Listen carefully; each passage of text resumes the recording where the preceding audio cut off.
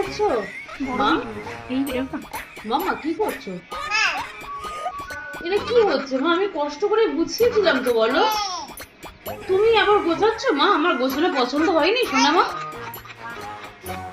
আমি বাজে গুছিয়ে মামা, আমি বাজে গুছিয়েছিলাম? আচ্ছা আচ্ছা, তোমার ড্রেস তোমাকে গোছাতে হয় বাবা?